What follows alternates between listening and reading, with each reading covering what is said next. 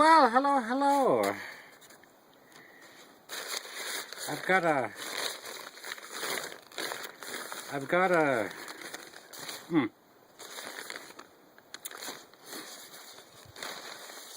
stuff here in my bag that I have not been aware of. Some of this stuff is... Oh, there's my shaver. Heh. There's a shaver amongst us. Oh, I mean... Wasn't there a movie by that name or something? Anyway.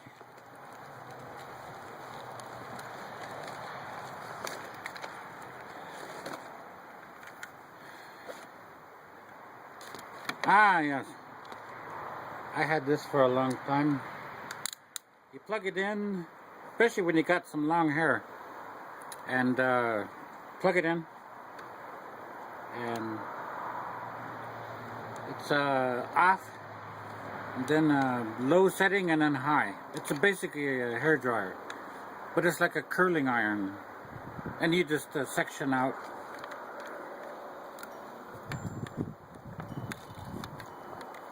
Section out your hair as you go and dry it and pull it out and dry it, pull it out. I had this back in the 90s. It's a Via Sassoon. I forgot how I got it. But I would use this for myself when I had long hair. And in fact, probably some of my old hair follicles. Yeah, you can tell some of the hair on here that's all black and all nice and shiny and unjaded, and new is basically hair that is mine, that has not been used for decades. But I carried this shit with me anyway. These are well, let me introduce you to my little war bag. I had a bag like this of some kind or variation over the years. Somewhere in 1989, 1990, I went to beauty school. I got my cosmetology license within the state of Idaho. And going to beauty school, I had learned a little bit of everything. And I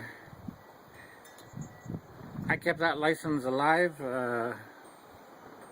over the years, until most recently. But I went to beauty school, worked for about 6 or 7 months, and then I saw the Gulf War episodes and stuff on CNN. And I thought, hey, I haven't joined, I might as well join up. So put my life on hold and go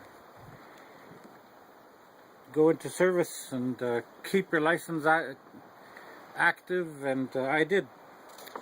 I kept my cosmetology license active, and after I got out of the Navy 5 years later or so, I went with the GI Bill and went to beauty school. I mean, I went to massage school. So, I guess this is a little toolbox unveiling, a little unboxing of, or if you want a box, I don't care. So, if you stick around long enough,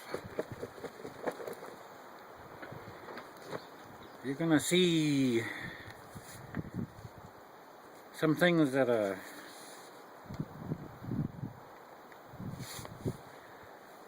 cosmetology professional would have in their possession. Some of these things I've had over the years, since 87, 88, 89. Some of the stuff I inherited from my mother. I just carried it somehow in some different format over the years. Finally, in 1995, I was I went to a little craft store and grabbed some vinyl because I was making my own massage therapy body cushions. Instead of buying some, I just looked at somebody else's and said, hey, I can do that. And I went and did it. I made my own. Well, this ToolRoll has been with me ever since 1995 and pretty much everything in it. These little items here are expendable. You can use a lot of them. Let your female clients walk out of the place or the salon or your house or wherever. And it's not a big loss if you lose them. These are just hairpins. And of course some of you men that are more of military and infantry and all that good stuff, you won't give a shit about in fact, you can just go do something else right now.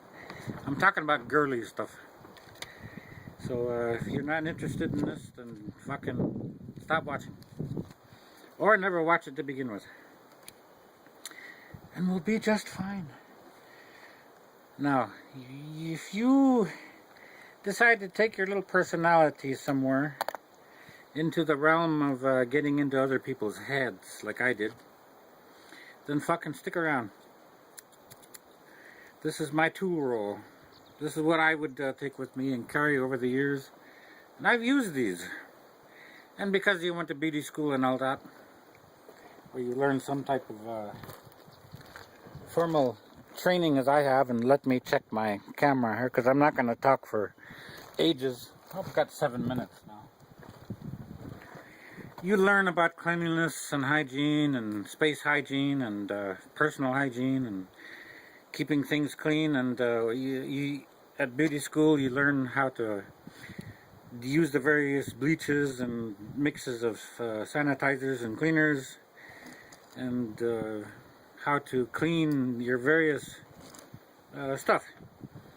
You need soap and water, and then you need some well, I forget the brand names of them because these things have changed over the years, but you just need some little tubs of water, warm water, and activate some cleanser in, and then some type of little bleach, and then and disinfectant, and then you rinse it out. And then you can put your stuff into a big microwave type box or so that kind of dries everything off. Or just put stuff underneath the big hair dryer bonnet, and it dries, and then you put your stuff away. It's preferable to put your tools like your scissors, and put small tools like these little hairpins and stuff. You know, as you group things, you need to put them inside little Tupperware boxes, and inside each little container you drop a little formaldehyde tablet of some kind. It removes the air, it purifies each little box space that you have, and etc., etc. So it's recommended that you keep things in a little plastic bin or a good tight, airtight box away from dust and away from the environment and so on. But when you make your own little ToolRoll, you can carry, you can make your own one, arrange it how you're going to arrange it, and then you fucking put it together. And I've seen wearable things, but I don't like to wear something as big as this. These are scissors, these are shears, but these are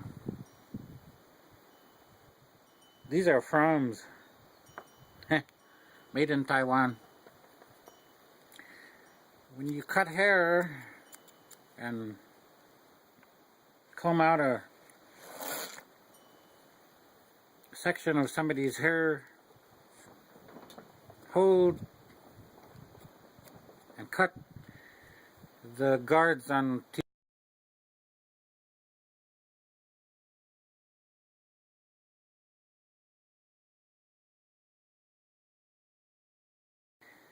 it's good to have these little bending scissors, these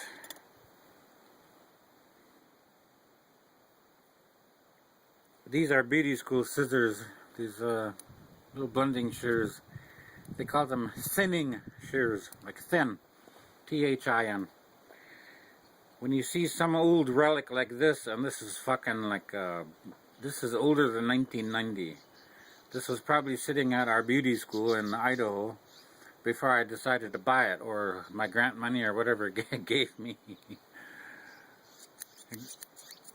Gave me permission to buy certain things, and then one of my instructors handed me a little blister pack, and here it was.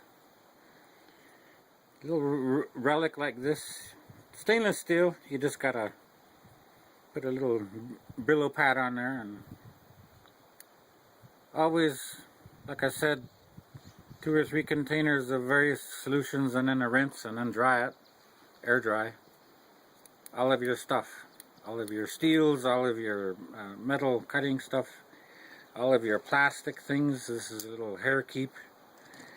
When you section somebody's hair, then you put the hair up out of the way. I mean, I'm talking about stuff that if you're a beautician or a stylist, you already fucking know some of this stuff. And all of these little hair holders and section holders come in different sizes and stuff, and it's just up to you. And again, little metal thing like this is old school. I mean, this one right here is out of a one of those pre-made student issued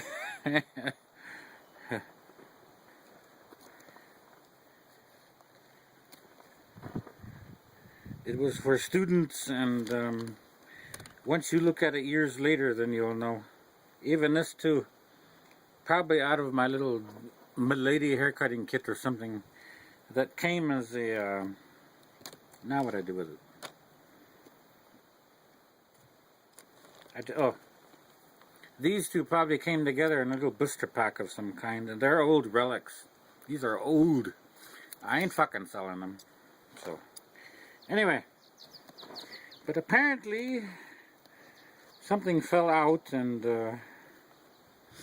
I have to piece it back together again. These little Solingen Crickets Expo,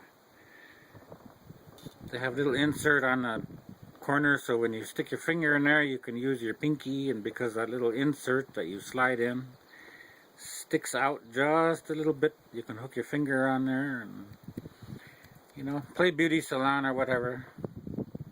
You're supposed to cut away from you or up. You can cut diagonal, you can cut down a little bit, however you're holding in the hair, however you're holding the hair. And of course, you start to learn later on, you can fucking use your thumb.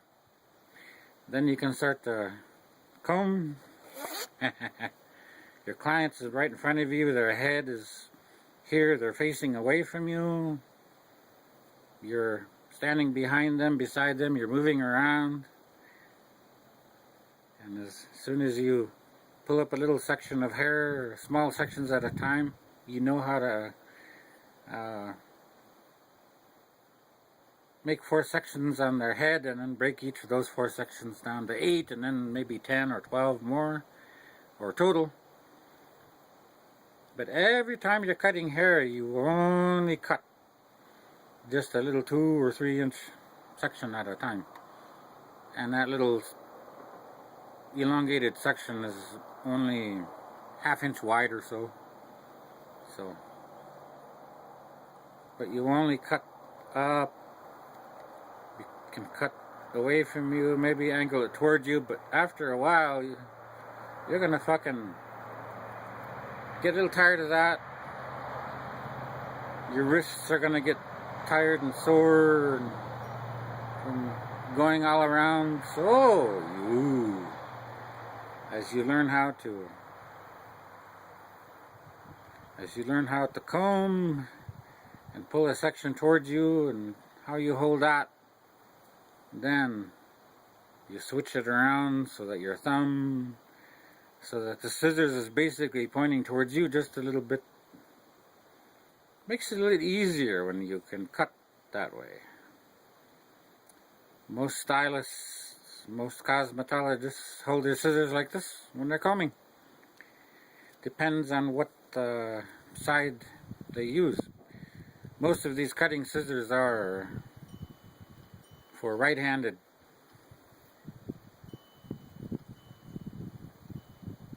But if you know how, especially on short hair, you know how to lift portions of the hair and cut and snip and cut and snip and cut and snip, but then you get a little tired or something, or you're working on the back of somebody's head. So it takes practice, but you can be ambidextrous and